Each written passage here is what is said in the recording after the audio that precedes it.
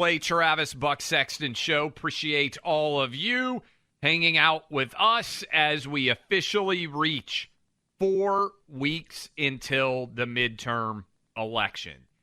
And we are seeing a massive coalition coalescing around Republicans. The red wave 4 weeks out is building in a massive way. I just want to hit you with the latest data that is out there. You guys know that I love looking at the gambling markets because I think they're about 2 weeks ahead of where the overall discussion is very often in our media, and we want to give you the absolute latest. So as we sit here, there are now a lot of dollars rolling in on Republicans to control the House. Republicans are now a minus 700 favorite. To put that into context, that means you would have to bet $700 to win back $100. That is a big favorite. And in the Senate, Republicans have moved to nearly even money. Buck and I have been telling you that many of these Senate races are breaking in favor of the good guys, and there are a lot of different paths now to Republicans taking the Senate.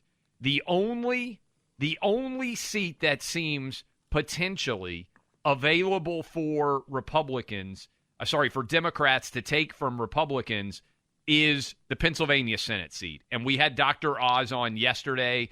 He is making a whale of a run, and right now the numbers are all breaking in his direction.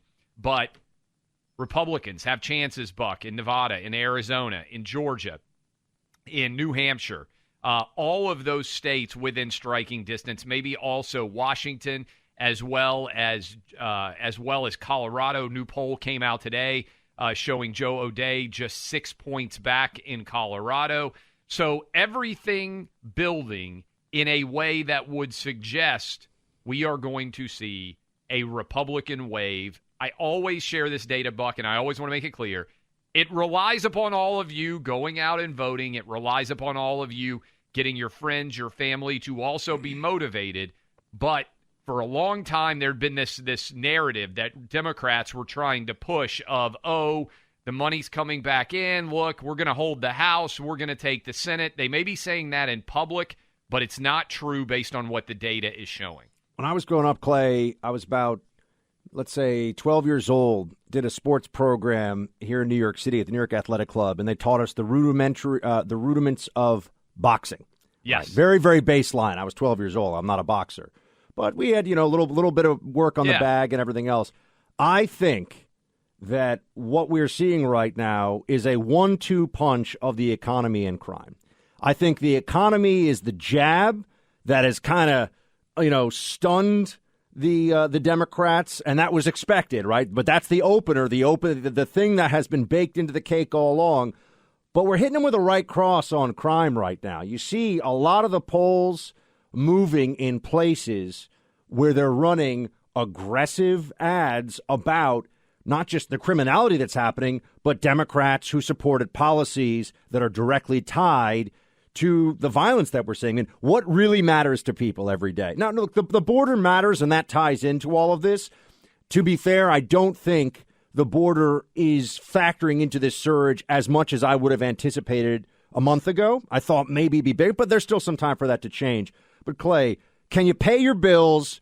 Is your job, does your job feel pretty secure? Can you afford gas, food, your rent? And are you and your family safe on the streets, gassing up your car, going to the grocery store? That is like the most baseline stuff in America. Democrats can complain as they do all day about January 6th and threats to our democracy and Trump is so scary and Mar-a-Lago.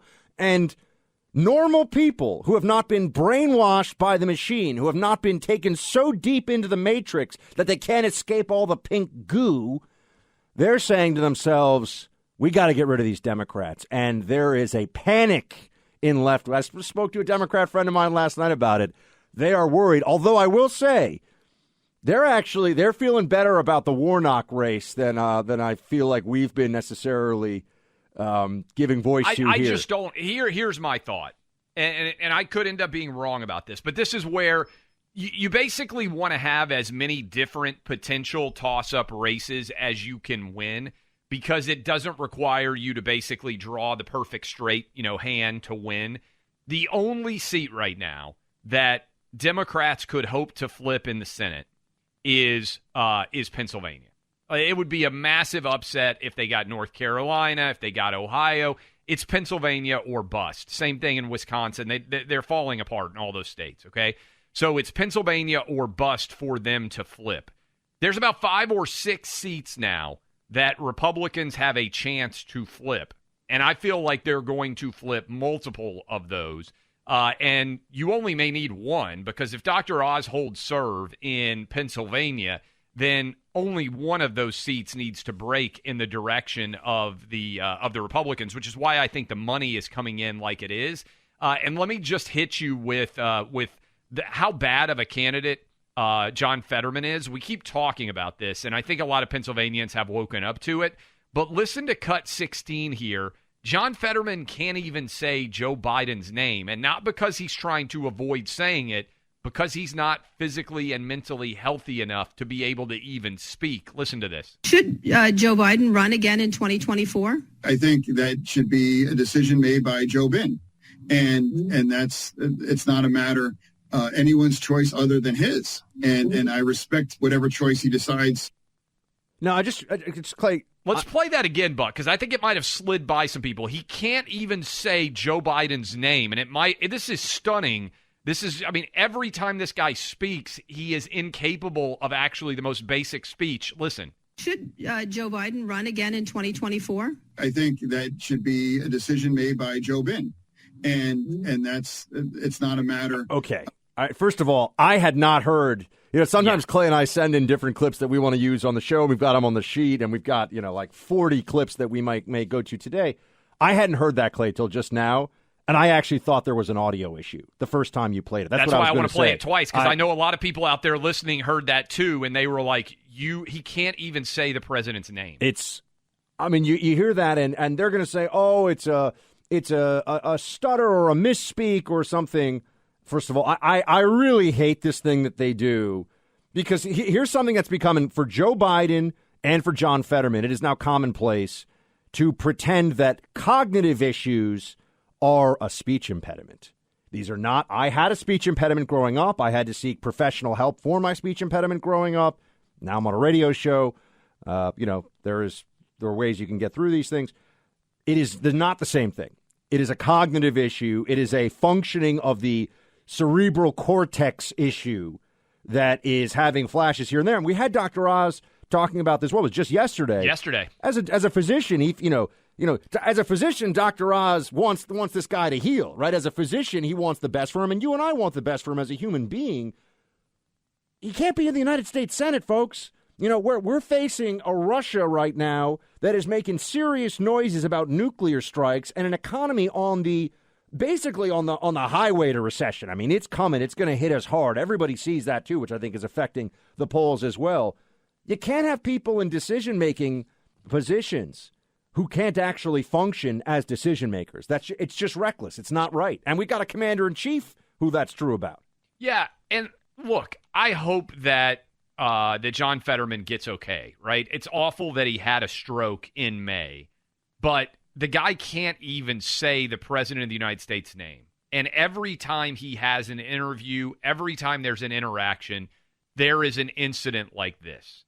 The number one job of a United States senator is to debate and discuss the issues of the land in a way to advocate for the citizens of the state he represents. John Fetterman can't do it. And so I think increasingly, they're only going to do one debate. We talked about this with Dr. Oz yesterday. I believe it's going to be on October 25th. But this guy is the worst candidate that either party has put forward for a statewide election in a midterm. And all of these New York Times and CNNs and Washington Post of the world, you know this, Buck, they constantly go after the Republican candidates and talk about how awful of a selection the residents made and everything. Like, this is by far the worst. And he hid his health condition. He had a stroke, I believe it was 2 days before the Democrat midterm, and just disappeared. and they didn't put out any sort of statement about what had happened to him because they were afraid Connor Lamb would win. Look, a lot of Democrats didn't want John Fetterman to be the nominee based on his politics, Buck. And this guy now is not able to speak, and he's going to somehow be a representative in Pennsylvania. Again, this is why it's not just us. This is why the dollars reflect that there is major movement coming in on Republicans taking back the Senate. The House should be a foregone conclusion. The over-under there is 20-plus seats. But the Senate, it's a big battleground. It's going to be tight for sure. And, Clay, I think a problem that the Democrats face here in the final stages of this is that to pivot would be too obvious a repudiation of what Democrats have been doing up to this point on the key issues. What are they going to say on the economy? Inflation is the single biggest concern, and it is pushing us. Dealing with inflation is what is going to put us into a recession.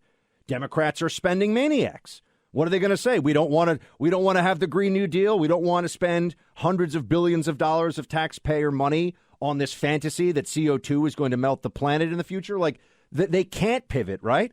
Same thing on crime. If they start pivoting on crime and saying, you know what, we were wrong, we shouldn't be letting criminals out, they're worried how their base will react to that because it's the left-wing Democrat base that wanted all that stuff in the first place. So they're kind of stuck, which is why there's this flailing on, abortion rights for women, on January 6th insurrection. Notice, by the way, Clay, have you heard anything about Trump really in a couple of weeks now?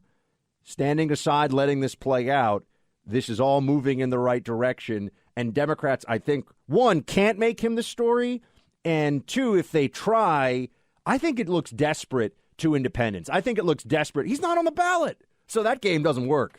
When we come back, we need to play the nervousness that's coming from your home state right now of New York about Lee Zeldin's rise against Kathy Hochul. And also, as we kind of set the table here, there are a lot of races that I think are going to move in a really fascinating way. And one additional topic, Buck, do you know when the next January 6th hearing is? Thursday. Oh, it's marked on my calendar. I've highlighted it 3 times. My point on this is we can talk about it a little bit later. They're having it this Thursday. Do you know what else is coming out this Thursday? The latest inflation data. They are going to try to bury the inflation data by having a January 6th hearing. I think that is going to come off as wildly tone deaf as we're sitting a little over 3 weeks at that point from the midterms. You telling me that most people out there are thinking about 8 and 9% inflation or what happened on January 6th? It's such a desperate ploy that I think it's going to blow up in Republicans' face in a real Democrats' embarrassing, face. Yes. in a real embarrassing way. Certainly hope so.